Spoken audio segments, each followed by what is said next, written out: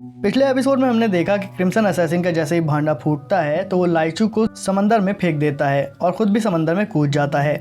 जैसा कि हम जानते हैं लाइचू को स्विमिंग नहीं आती थी, इसलिए वो डूबने लगता है। क्रिम्सन असैसिन कुछ ही देर में आकर उसे बचा लेता है। अब स्टोरी यहाँ से आगे बढ़ती है और हम उसी शिप को देखते हैं जिसको अबैंडन करके लाइचू और क्रिम्सन असैसिन वहाँ से भाग चुके थे। इससे पहले कि वो शिप बंदरगाह को टच भी करता, हम देखते हैं कि वहाँ पर बेगर सेक्ट के बहुत सारे लोग मौजूद थे।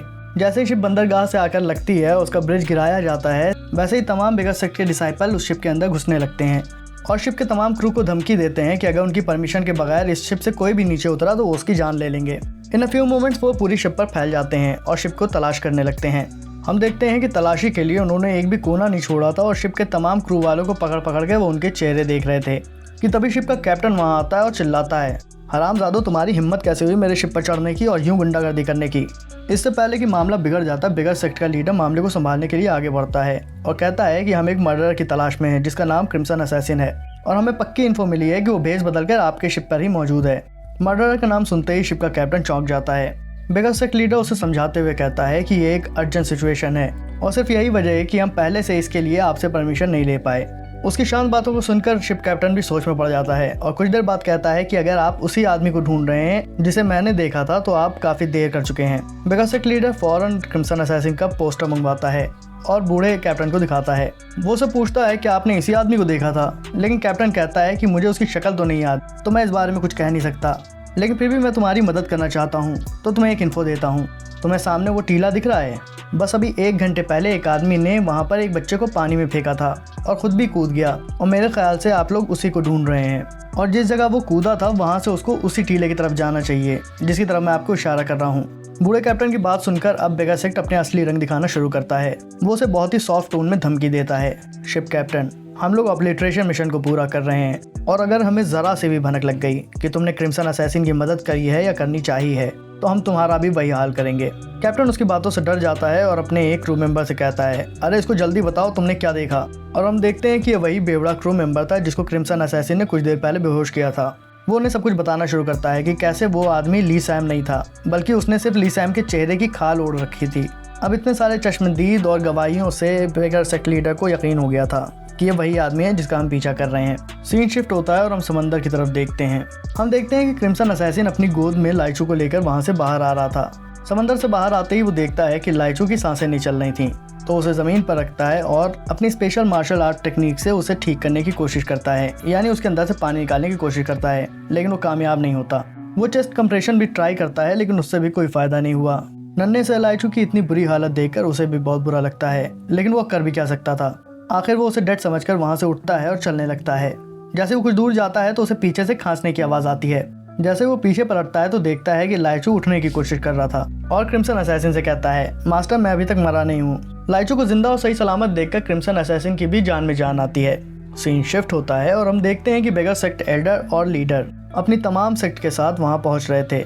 एल्डर जैसे किनारे पे आता है तो सेक्ट लीडर से पूछता है, क्या तुम्हें पूरा यकीन है कि क्रिम्सन असैसिन योंगजिन शिप से कूदकर यहीं आया होगा? बेगर सेक्ट लीडर कहता है कि हाँ, मुझे पूरा यकीन है। सबूत के तौर पर बेगर सेक्ट लीडर उसे उल्टियों के निशान भी दिखाता है जो कि लाइचू के जरिए की गई थी और जल्दी उन्हें वहाँ पे उनके कदमों के निशान भी मिल जाते हैं। सेक्ट एल्डर लीडर से पूछता है कि तुम्हें क्या लगता है वो यहाँ से किस तरफ जाएंगे?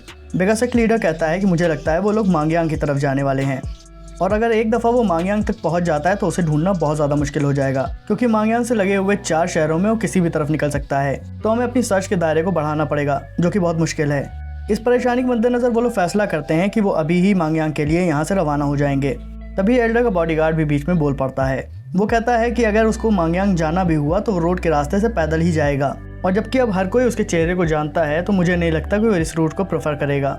एल्डर उसकी बातों को सुनकर कहता है कि अगर तुम खूनी हो और तुम फरार चल रहे होते तो तुम खुद कौन सा रूट चूज करते, लेकिन बॉडीगार्ड का मानना था कि वो अपने इस चेहरे के साथ कहीं भी नहीं जा सकता था, तो ज़रूर किसी दूसरे चेहरे को चुराने की कोशिश करेगा और यहाँ से करीब सिर्फ एक ही जगह है जहाँ से उसे अनगिनत चेहरे मिल सकते हैं।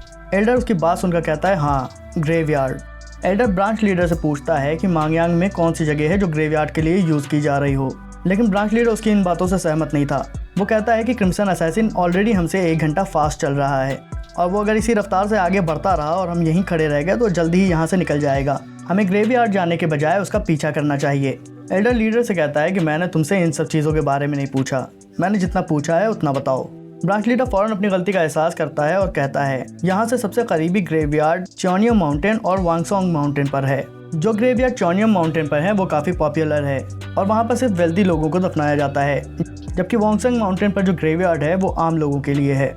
एल्डर ब्रांच लीडर से कहता है कि मैं वांगसोंग माउंटेन पर जा रहा हूँ और तुम्हें चौनियम माउंटेन को पूरी तरह छानना होगा। वो ब्रांच लीडर को सलाह देता है कि अगर क्रिम्सन असैसिन ने तुम्हें देख लिया तो तुम मारे जाओगे, तो तुम्हारा काम सिर्फ उसे दूर से ऑब्जर्व करना और उसके मिल जाने पर हमें कांटेक्ट करना है। एल्डर अपनी बात पूरी करके वहाँ से निकल जाता है और हम देखते हैं कि ब्रांच लीडर भी क्रिम्सन असैसिन की तलाश में निकल चुका था। रास्ते में वो अपने एक डिसाइपल से पूछता है तुम क्या करते। उसका डिसाइपल उससे कहता है कि मैं समझा नहीं आप क्या कहना चाहते हैं। ब्रांच लीडर इलैबोरेट करता है अगर तुम क्रिम्सन असैसिन होते तो ऐसी सिचुएशन में क्या करते, ग्रेवयार्ड में दफन हुई लाशों के चेहरे चुराते या यहाँ से भागने की कोशिश करते। उसका डिसाइपल उसे जवाब देता है कि मैं अगर उसकी जगह होता तो मैं यहाँ से भाग जाता। ब्रांच लीडर उसके जवाब को सुनकर कहता है बिल्कुल, मुझे भी ऐसा ही लगता है कि वो यही करेगा। मुझे समझ में नहीं आ रहा है कि एल्डर अपने उस 2 कौड़ी के बॉडीगार्ड की बात को इतना सीरियस क्यों ले रहा है। कुछ ही देर बाद हम देखते हैं कि वो लोग चौनियम माउंटेन के ग्रेवयार्ड तक पहुंच चुके थे। जैसे ही वो ग्रेवयार्ड के एंट्रेंस पे पहुंचते हैं तो ब्रांच लीडर का डिसाइपल उसे पूछता है क्या हम माउंटेन को सराउंड कर लें।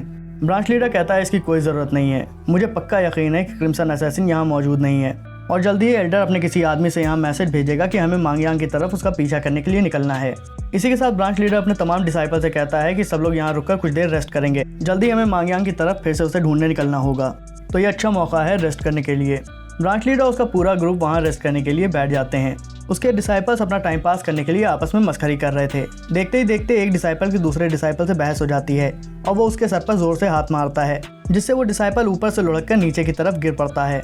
जैसे वो पहला डिसाइपल जमीन पर नीचे की तरफ गिरता है, बाकी डिसाइपल उसके लिए परेशान हो जाते हैं और पूछते हैं क्या तुम्हें चोट तो नहीं लगी। वो डिसाइपल पलट के कहता है मुझे चोट नहीं लगी, लेकिन मैं जैसे ही ऊपर आऊँगा मैं तेरी खोपड़ी तोड़ दूंगा।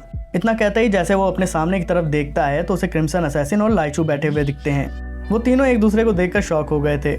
इससे पहले कि वो डिसाइपल कुछ समझ पाता और शोर मचाकर क्रिम्सन असैसिन की लोकेशन अपने लोगों को बताता, वो फौरन तलवार निकालकर उसके गले पर रख देता है और लाइचू उसे चुप रहने का इशारा करता है। क्रिम्सन असैसिन उस डिसाइपल से कहता है कि तुमने अगर ज़रा भी हरकत की तो मैं तुम्हारी खोपड़ी हवा में उड़ा दूंगा। यहाँ से सीन कट होता है और वांगयांग माउंटेन पर शिफ्ट होता है। हम देखते हैं कि एल्डर और उसके डिसाइपल को वहाँ कुछ खुदी हुई कब्रें दिखती हैं।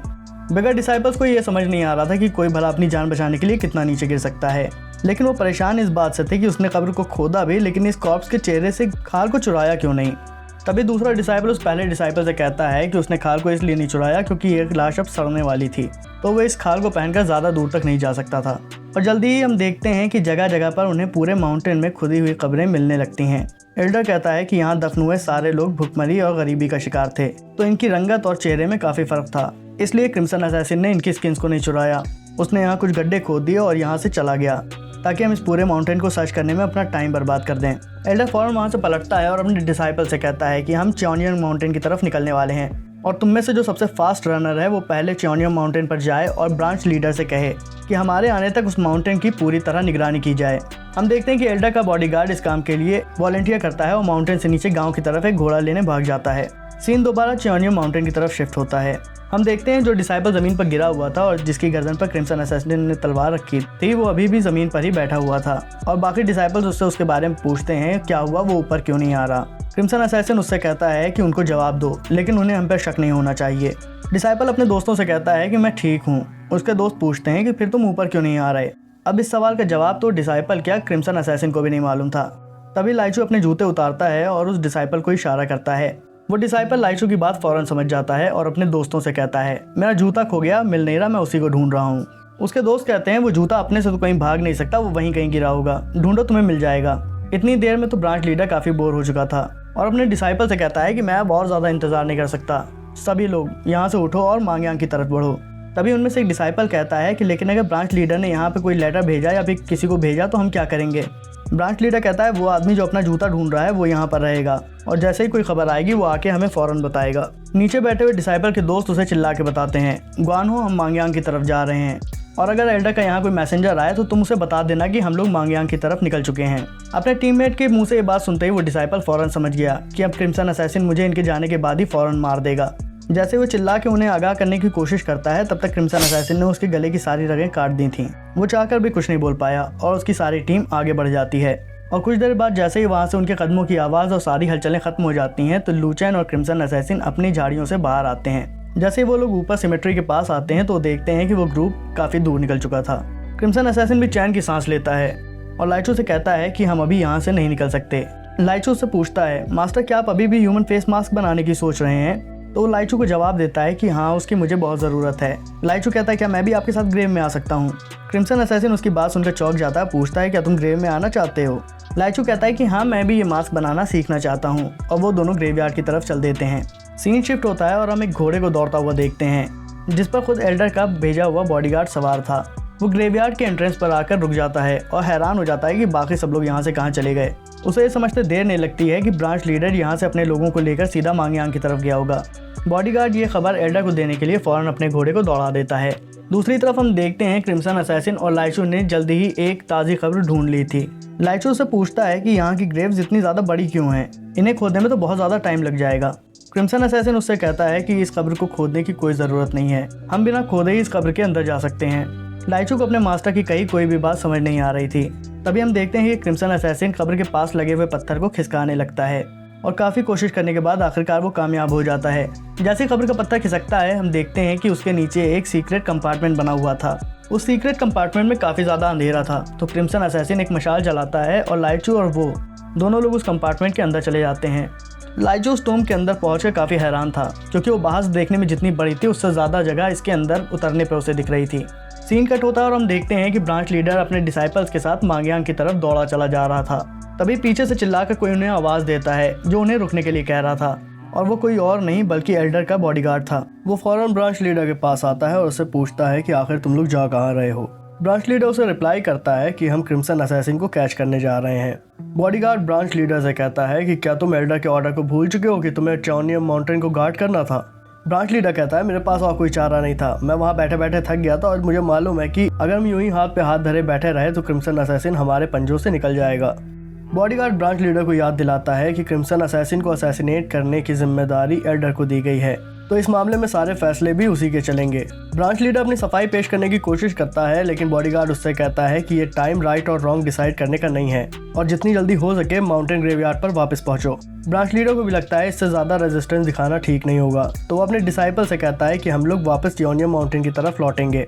जब वो सब वापस माउंटेन की तरफ लौट रहे थे तो बॉडीगार्ड ब्रांच लीडर से कहता है, मुझे समझ में नहीं आता कि तुम्हारे जैसा एक अक्लमंद और जिम्मेदार आदमी ऐसी गलती कैसे कर सकता है कि तुमने अपने पीछे माउंटेन पे कोई आदमी भी नहीं छोड़ा। ब्रांच लीडर बॉडीगार्ड से कहता है, कैसी बातें कर रहे हो, मैंने तो अपने पीछे एक डिसाइपल छोड़ रखा था। ब्रांच लीडर कहता है, मैं बस अभी अभी चाओनियम माउंटेन से होकर आ रहा हूँ और वहाँ कोई नहीं था। बॉडीगार्ड की इस बात को सुनते ही ब्रांच लीडर की पुतलियाँ चौड़ी हो गईं। यहाँ से सीन शिफ्ट होता है और हम देखते हैं कि क्रिम्सन असैसिन एक मुर्दे की खाल को उतार रहा था। वो लाइचू से पूछता है, क्या इसे देख के तुम्हें डर नहीं लग रहा है? लाइचू कहता है, मुझे डर लग रहा है। वो उससे पूछता है कि अगर तुम्हें डर ही लग रहा है तो तुम उसे इतनी क्लोजली क्यों इंस्पेक्ट कर रहे हो? लाइचू जवाब देता है कि ये स्किल बहुत बेहतरीन है और मैं भी सीखना चाहता हूँ कि बगैर डैमेज किए चेहरे से खाल को कैसे उतारा जाता है। लाइचू का कंसंट्रेशन लेवल देखकर क्रिम्सन असैसिन भी काफ़ी ज़्यादा खुश था। तभी उन दोनों को किसी के पुकारने की आवाज़ आती है। कोई क्वांग हो नाम लेकर किसी को पुकार रहा था। जैसे क्रिम्सन असैसिन बाहर चेक करने आता है तो वो देखता है माउंटेन के चारों तरफ लोग खड़े थे जिनके हाथों में मशालें थीं, और हम देखते हैं कि एक डिसाइपल ने क्वांग हो की बॉडी को तलाश कर लिया था। डेड बॉडी का जिक्र सुनते ही ब्रांच लीडर वहाँ दौड़ता हुआ आता है और अपने डिसाइपल की डेड बॉडी को देखकर वो पछतावा करने लगता है कि ये सब उसकी वजह से हुआ है, वही इसका जिम्मेदार है। सेक्टर एल्डर ब्रांच लीडर को दिलासा देता है और उससे कहता है, जो हो गया वो हो गया, लेकिन इस डेड बॉडी से पता चलता है कि क्रिम्सन असैसिन अभी भी यहीं मौजूद है। वो ब्रांच लीडर और तमाम डिसाइपल से कहता है कि फौरन माउंटेन को चारों तरफ से घेर लो। वो सभी को फ्लेयर जलाने का ऑर्डर देता है और कहता है कि अगर बाई चांस वो यहाँ से एस्केप कर भी चुका है तो कुछ डिसाइपल्स को लूसान, डोंगचैंग, गुआंगचोंग और हुबू की तरफ भेजो ताकि वो उन शहरों में जाकर वहाँ उसे रोकने की कोशिश करें। ये सुनते ही वो लोग बाकी लोगों को खबरदार करने के लिए आसमान में फ्लेयर दागते हैं और माउंटेन की तरफ बढ़ जाते हैं। अगर मेरी आवाज़ आप लोगों को अजीब लग रही हो तो वो इस वजह से है कि मुझे ज़ुकाम हो चुका है और वीडियो लाने में भी ज़रा देरी सिर्फ इसी वजह से हुई है। खैर, बैक टू द स्टोरी। हम देखते हैं कि उन लोगों ने माउंटेन को चारों तरफ से घेर लिया था। दूसरी तरफ क्रिम्सन असैसिन और लाइचू भी इस नज़ारे को देखकर परेशान थे। लाइचू जैसे ही क्रिम्सन असैसिन से कहता है मास्टर, क्रिम्सन असैसिन उसकी बात को समझ जाता है और कहता है कि ये सब मेरी गलती है, मैंने सोचा भी नहीं था कि वो लोग वापस भी लौट सकते हैं। ये बात सुनकर लाइचू कहता है कि मैं अभी जाता हूँ और सारा सामान लेकर के बाहर आता हूँ। तभी क्रिम्सन असैसिन उससे कहता है कि नहीं, इन टॉर्चेस को देखकर ऐसा लग रहा है कि उन्होंने पूरे माउंटेन को सराउंड कर लिया है और हम यहाँ से भाग नहीं सकते। लाइचू पूछता है तो अब क्या करें। क्रिम्सन असैसिन उससे कहता है कि वापस अंदर जाओ। लाइचू कहता है क्या।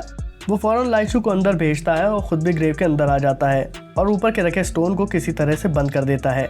वहीं दूसरी तरफ हम देखते हैं कि पूरे जंगल में उन दोनों को ढूंढा जा रहा था। एल्डर ब्रांच लीडर से पूछता है क्या तुम्हें अभी तक कोई लीड मिली है। ब्रांच लीडर कहता है फिलहाल तो हमें कोई लीड नहीं मिली है, लेकिन जहाँ तक लगता है कि वो लोग इसी माउंटेन पर फंसे होंगे और अगर वो इसी माउंटेन पर हैं तो हम उन्हें देर या सवेर ढूंढ ही लेंगे। जैसे ही वो लोग माउंटेन के टॉप पर पहुंचते हैं तो एल्डर ब्रांच लीडर से पूछता है कि यहाँ के टूम्स इतने बड़े क्यों हैं। ब्रांच लीडर एल्डर से कहता है कि यहाँ जितने भी लोग दफन हैं वो सब वेल्दी फैमिलीज के लोग हैं और ये लोग फेंगशुई में काफ़ी बिलीव करते हैं, जिस वजह से ये लोग अपनी टूम्स को काफ़ी बड़ा बनाते हैं। उसकी बात सुनकर एल्डर कहता है हाँ बड़ा बनाते हैं, इतना बड़ा बनाते हैं कि उसमें एक डेड आदमी के साथ कई अलाइव लोग भी जा सकें। एल्डर की इस बात को सुनकर ब्रांच लीडर बिल्कुल सन्न खड़ा रह गया। वो फौरन अपने डिसाइपल्स को ऑर्डर देता है कि सभी कब्रों को चेक किया जाए। एल्डर ब्रांच लीडर से कहता है कि इस माउंटेन पर इस तरह के 100 टूम्स होंगे, तो क्या तुम उन सभी को खोद खोद कर चेक करोगे। ब्रांच लीडर कहता है कि इसके सिवा कोई रास्ता भी है, यहाँ अगर 1000 भी होते तो हमें उन्हें भी खोद कर चेक करना पड़ता। एल्डर ब्रांच लीडर से कहता है कि मुझे तुम्हारी मेहनत तो पसंद आई, लेकिन तुम दिमाग का इस्तेमाल नहीं करते हो। एक असैसिन जो ह्यूमन फेस से मास्क बनाता है वो कभी भी रॉटन कॉर्प्स को यूज़ नहीं करेगा, यानी वो ताज़ी कब्र को खोदेगा। एल्डर वहाँ खड़े एक आदमी से कहता है सूडोंग जल्दी जाओ और इस कब्रिस्तान के केयरटेकर को ढूंढ कर लेके आओ। और सूडोंग नाम का आदमी बगैर कोई वक्त गवाए केयरटेकर को लेने निकल जाता है। दूसरी तरफ हम देखते हैं कि इतनी बुरी तरह फंस जाने पर क्रिम्सन असैसिन अपने बनाए हुए मंसूबों के लिए कॉन्टम्पलेट कर रहा था। जैसे कि वो सोच रहा था कि यहाँ ह्यूमन फेस मास्क बनाने के लिए आने से बेहतर था कि वो इस शहर को छोड़कर भाग जाता और वैनयांग को पार करने के बाद तो यहाँ से निकलना और ज़्यादा आसान हो जाता। खैर अब वो क्या कर सकता था। दिल ही दिल उसने अपनी मौत को कबूल कर लिया था कि तभी लाइचू उसे आवाज़ देता है। लाइचू उससे पूछता है क्या अधूरे फेस मास्क को आप पूरा नहीं करेंगे। क्रिम्सन असैसिन लाइचू से कहता है कि ये जितने भी दिन मैं तुम्हारे साथ रहा हूँ मैं ये तो समझ गया हूँ कि तुम बहुत चालाक हो और मुझे लगता है कि मुझे समझाने की ज़रूरत नहीं है कि हम किस तरह की सिचुएशन में फंस गए हैं और तुम बखूबी समझते हो कि हमारे क्या हालात हैं। लाइचू उसकी बातों को सुनकर कहता है कि हाँ मैं समझता हूँ। उसकी बात सुनकर क्रिम्सन असैसिन कहता है तो क्या तुम्हें नहीं लगता कि अब हमें इस मास्क की फ्यूचर में ज़रूरत नहीं पड़ने वाली है। लाइचू उस ग्रेव के पास से नीचे उतरता है, उससे कहता है कि जब मैं मारा जाने वाला था तब आपने मुझे आकर बचाया था, यहाँ तक जब मैं समंदर में डूब रहा था तब भी आपने मुझे बचाया और इतनी बार मौत से सामना हो जाने के बाद अब मैं समझ गया हूँ कि जब तक मौत खुद मेरे सामने आकर नहीं खड़ी हो जाएगी तब तक मैं हार नहीं मानूंगा। क्रिम्सन असैसिन लाइचू की दी हुई स्पीच को हैरानी से सुन रहा था और मुस्कुराने लगता है। वो कहता है यकीनन तुम अपने मास्टर से भी बेहतर हो। सीन कट होता है और हम देखते हैं कि ग्रेवयार्ड का केयरटेकर वहाँ पहुँच चुका था और वो उन सबको यहाँ बनी हुई सबसे ताज़ी कब्र की तरफ लेकर जाने लगता है और कुछ ही देर में हम देखते हैं कि वो उस कब्र के पास पहुँच जाते हैं। केयरटेकर उन्हें बताता है कि ये बाओ जियाओ की कब्र है और ये खबर एक ब्यूरोक्रेट के डिसेंडेंट की है जो कि 3 दिन पहले बनाई गई थी। एल्डर केयरटेकर को उसकी बकबक बंद करने के लिए कहता है और कब्र के पास लगे पत्थर को एग्जामिन करने लगता है। कब्र के चारों तरफ कोई भी गड्ढा या होल न देखकर वो उससे पूछता है क्या कब्र के अंदर उतरने का कोई एंट्रेंस भी है। केयरटेकर बताता है ये जिस स्टोन के पास आप खड़े हुए हैं अगर इसे खिसकाया जाए तो इसके नीचे एक सीक्रेट कंपार्टमेंट है, वहीं से इस कब्र के अंदर उतरा जा सकता है। तभी एल्डर ज़मीन पर झुककर उस पत्थर के पास देखता है और उसे वहाँ दबी हुई घास दिख जाती है, जिससे वो समझ जाता है कि इस कब्र के पत्थर को ही यहाँ से खिसकाकर इसके अंदर उतरा गया है। वो फौरन अपने डिसाइपल से बताता है कि क्रिम्सन असैसिन इसी कब्र में छुपा है और इस पत्थर को खिसकाते वक्त होशियार रहने के लिए कहता है क्योंकि हो सकता है वो सरप्राइज अटैक के लिए तैयार बैठा हो। वो लोग वैसा ही करते हैं। जैसे ही कब्र का ढक्कन ओपन होता है तो वो सबके सब अपने हाथों में हथियार लेकर तैयार खड़े थे। कुछ देर बाद जब क्रिम्सन असैसिन उन पर अटैक नहीं करता तो वो कब्र के नीचे मशाल से झांकते हैं और वो फैसला करते हैं कि वो कॉशियसली धीमे धीमे इस कब्र के अंदर उतरेंगे। सबसे पहले ब्रांच लीडर कब्र के अंदर उतरता है और धीमे धीमे आगे बढ़ता है। जैसे वो मेन रूम तक पहुंचता है तो वो चिल्लाकर कहता है एल्डर जल्दी यहाँ आइए। ब्रांच लीडर की आवाज़ सुन के एल्डर भी वहाँ जल्दी से आता है और जैसे वो मेन रूम में दाखिल होता है तो देखता है कि वहाँ 3 बड़े बड़े होल्स बने हुए थे। एल्डर को यकीन नहीं आ रहा था कि वो यहाँ से एक टनल डिग करके भागे हैं। तभी ब्रांच लीडर एल्डर से पूछता है कि मुझे यह नहीं समझ में आ रहा कि यहाँ 3 सुरंगें क्यों खुदी हुई हैं। एल्डर कहता है कि शायद उसे एहसास हो गया था कि हम यहाँ पहुँच गए हैं और उसने ये 3 सुरंगें हमें कंफ्यूज करने के लिए खोदी हैं। तभी ब्रांच लीडर उनमें से एक टनल के अंदर जाता है और कहता है कि मैं उन्हें ढूंढ के लाता हूँ। वो अंदर जाता है और कुछ ही देर गुजरी थी कि वो वहाँ से चिल्लाता है एल्डर इस सुरंग में आगे रास्ता बंद है। एल्डर उसे कहता है कि हो सकता है उन्होंने डायरेक्शन चेंज कर ली हो, साइड में सर्च करो। धीरे धीरे तीनों सुरंगों में से सारे लोग बाहर आते हैं और उसे बताते हैं कि सारी सुरंगों में आगे जाकर रास्ता बंद है। एल्डर उनसे कहता है कि ऐसा हो ही नहीं सकता कि सारी की सारी सुरंगें बंद हों। उन्होंने ज़रूर बचने के लिए टनल को डिग किया और पीछे की तरफ मिट्टी को भरते चले गए ताकि देखने में ऐसा लगे कि रास्ता बंद है। ब्रांच लीडर हैरान हो गया। वो एल्डर से पूछता है क्या ऐसा करना मुमकिन है। एल्डर उससे कहता है कि एक इंसान जिसको इतना ज़्यादा कॉर्नर कर दिया गया हो और उसके पीछे इतने सारे लोग पड़े हुए हो तो वो कुछ भी कर सकता है, लेकिन ख़ास करके इस आदमी को जैसा ये चाहे वैसा करने देना बेवकूफ़ी होगी। एल्डर भी अब उनकी चालाकियों से झुंझला गया था। वो ब्रांच लीडर से पूछता है कि हमें नानयांग से कितना गन पाउडर मिला था। इससे पहले कि ब्रांच लीडर जवाब देता है, एल्डर खुद ही कहता है, जितना भी हमारे पास गन पाउडर है सारा का सारा यहाँ ले आओ। तभी उसका एक डिसाइबल पूछता है कि एल्डर आप क्या प्लान कर रहे हैं, इतने सारे गन पाउडर से आप क्या करना चाहते हैं। तभी एल्डर चिल्लाते हुए कहता है कि बेवकूफ़, हमारे पास गंवाने के लिए 1 सेकंड भी बाकी नहीं है, जितनी जल्दी हो सके भागते हुए जाओ, गन पाउडर लेके आओ। वो आदमी गन पाउडर लेने निकल जाता है और हम देखते हैं कि एल्डर काउंटिंग शुरू कर देता है, 1 2 3 4। हमें पता चलता है कि असल में वो अपने कदमों को गिन रहा था। जैसे ही वो 20 की काउंटिंग तक पहुंचता है तो कहता है कि यहाँ तक एक स्ट्रॉन्ग फुल ग्रोन मैन और एक बच्चा टनल डिग करके इतनी देर में सिर्फ यहीं तक पहुंच सकते हैं। और एल्डर की बात बिल्कुल सही थी। हम देखते हैं कि वो लोग जस्ट उसके कदमों के नीचे ही ज़मीन के अंदर टनल डिग कर रहे थे। हम देखते हैं कि क्रिम्सन असैसिन लाइचू से कहता है कि जो भी डर्ट हमने डिग की है उसे पीछे की तरफ माउंट करते जाओ, अगर तुम ऐसा नहीं करते हो तो हम आगे नहीं बढ़ सकते। लाइचू कहता है कि मैं कोशिश कर रहा हूँ मास्टर, लेकिन हम देखते हैं कि असल में वो बहुत ज़्यादा थक चुका था और कुछ ही देर में बेगा सेक्ट के डिसाइपल गन पाउडर लेके वहाँ तक पहुँच चुके थे। वो लोग एल्डर से पूछते हैं कि आखिर हम इस गन पाउडर का क्या करें। तो एल्डर कहता है कि जो क्रेव अभी हमने देखी थी उसके चारों तरफ इस पूरे गन पाउडर को बिछा दो और ध्यान रखना कि गन पाउडर का एक भी दाना छूटने ना पाए, सारे गन पाउडर को वहाँ बिछा दो। ग्रेव कीपर ये बात सुनते ही परेशान हो जाता है। वो एल्डर से प्लीड करता है कि प्लीज़ यहाँ गन पाउडर ना लगाइए, क्योंकि अगर ऐसा हुआ तो ये सारी सिमेट्री रबल और मलबे में बदल जाएगी। और आगे कहता है कि क्या आपको मैंने बताया नहीं था कि यहाँ जितनी भी खबरें हैं सारे बड़े ख़ानदानी लोगों की हैं, क्या आपको डर नहीं लगता कि ये लोग आपसे बदला लेने आएंगे। वो इतनी बात कही रहा था कि तब तक एल्डर ने उसके मुंह पे अपनी छड़ी घुमा दी। वो उससे कहता है कि अगर तुम कंप्लेन करने के बजाय अपने हाथों को तेज़ी से चलाओ और कॉर्प्स को टूम से बाहर निकाल लो तो तुम इसे बचा सकते हो। दूसरी तरफ हम देखते हैं कि लाइचू और क्रिम्सन असैसिन अभी भी टनल डिग कर रहे थे। क्रिम्सन असैसिन कहता है कि यहाँ पे बहुत ज़्यादा डर जमा होने लगी है और अगर ऐसा ही चलता रहा तो हम दोनों एक दूसरे से कट ऑफ हो जाएंगे।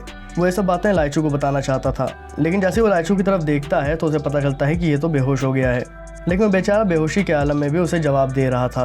क्रिम्सन असैसिन लाइचू की हालत देखता है और समझ जाता है कि अब इसमें चलने की बिल्कुल भी ताकत नहीं है। तो वो उससे पूछता है कि आप तुम यहाँ हार मानते हो, लेकिन लाइचू अब जवाब देने की भी हालत में नहीं था। तो क्रिम्सन असैसिन उसे पीटना शुरू करता है। वो उसे स्लैप करता है ताकि वो अपनी बेहोशी से जाग जाए, लेकिन इसका भी कोई फ़ायदा नहीं हुआ। वो लाइचू से पूछता है कि तुम्हारी सारी बहादुरी और स्पिरिट कहाँ चली गई और क्या तुम अपने एल्डर ब्रदर के सेक्रीफाइस को इसी तरह बेकार जाने दोगे। जैसे ही लाइचू के कानों में उसके भाई का नाम पड़ता है वैसे ही वो जाग जाता है।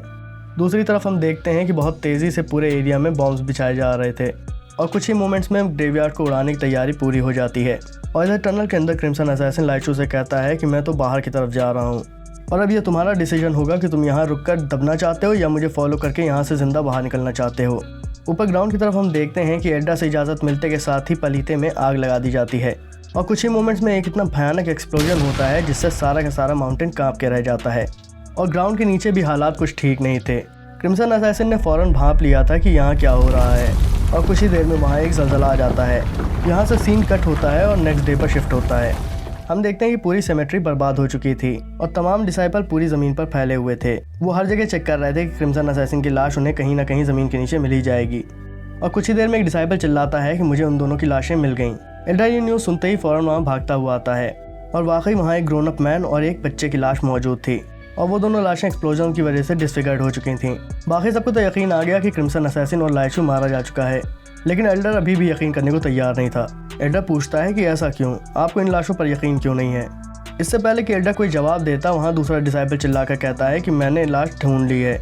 उस लाश को चेक करने पर एल्डर कहता है कि नहीं, ये भी उस आदमी की लाश नहीं है। और जल्दी ही हम देखते हैं कि माउंटेन के कोने कोने से उन्हें लाशों की खबरें मिलने लगती हैं। ब्रांच लीडर पूछता है कि यहाँ इतनी सारी लाशें आखिर कैसे आ गईं। तो एल्डर उसे बताता है कि ये लोग गरीब लोग हैं। इस माउंटेन के ग्रेवयार्ड के लिए एक मान्यता है कि जो भी यहाँ दफनाया जाता है वो सीधा जन्नत में जाता है, यानी स्वर्ग में। तो जितने गरीब लोग हैं वो यहाँ पर रात के टाइम आकर चुपचाप अपनी लाशों को चोरी छुपे दफना देते थे और ब्लास्ट होने पे अभी जो ये लाशें निकल रही हैं ये उन्हीं की लाशें हैं। जवाब देने के बाद एल्डर कुछ ज़्यादा ही सीरियस दिखने लगता है और ब्रांच लीडर से कहता है अपने डिसाइपल्स को लो और गोंगचेंग, वांगयुंग और हुबू के जाने वाले रास्तों को ब्लॉक कर दो। हमें किसी भी तरह उन लोगों को लूशान और डोंगचेंग तक पहुँचने से रोकना होगा। ब्रांच लीडर फौरन एल्डर के सामने अपने हाथों को जोड़ता है और माफ़ी मांगता है कि यह सब उसकी वजह से हुआ है। एल्डर कहता है कि तुम बहुत ज़्यादा मिस्टेक्स करने लगे हो, बस ये आखिरी बार, अगर तुमने एक और मिस्टेक की तो मैं तुम्हें इस मिशन से किक आउट कर दूंगा। ब्रांच लीडर अपने तमाम डिसाइपल्स को बुलाता है और कहता है कि अब हमारा सर्च मिशन यहाँ ख़त्म होता है। उनके वहाँ से लौटने का इरादा करते ही हम कुछ देर बाद देखते हैं कि मिट्टी एक जगह से हिलने लगती है और उसमें से एक हाथ बाहर आता है जो किसी और का नहीं बल्कि क्रिम्सन असैसिन का था। वो बाहर आते ही लाइचू को आवाज़ें देने लगता है और उसे ढूंढने लगता है। वो उसे ढूंढ ही रहा था कि करीब में उसे एक जगह मिट्टी हिलने की आवाज़ आती है। जैसे वो उस डायरेक्शन में बढ़ता है तो देखता है वहाँ लाइचू का हाथ था। वो उसे फ़ौरन खींचकर बाहर निकालता है। वो लाइचू से पूछता है कि तुम ठीक तो हो। लाइचू कहता है जी मास्टर, मैं बिल्कुल ठीक हूँ। असल में ब्लास्ट के बाद जब मिट्टी मेरे ऊपर गिरने लगी तो वहाँ एक बड़ा सा बोल्डर खिसक कर आ गया और उस बोल्डर के सपोर्ट की वजह से मैं मिट्टी में दबने से बच गया। मैं फ़ौरन ग्राउंड से बाहर आना चाहता था, लेकिन मैंने सोचा कि थोड़ी ज़्यादा देर इंतज़ार करना बेहतर होगा ताकि बिगर यूनियन वाले यहाँ से चले जाएं। क्रिम्सन असैसिन उससे कहता है कि मैंने भी यही सोचा था, वेल डन। लाइचू खुश हो जाता है, हंसने लगता है। वो पूछता है मास्टर मैंने अच्छा किया ना। क्रिम्सन असैसिन भी उसके काम से बहुत खुश था। वो उसे कहता है कि हाँ तुमने बहुत अच्छा किया। तभी उसे वहाँ किसी के होने का एहसास होता है और जैसे ही वो पीछे पलट कर देखता है तो उसे वहाँ पर एल्डर और उसके 3 बॉडीगार्ड दिखाई देते हैं।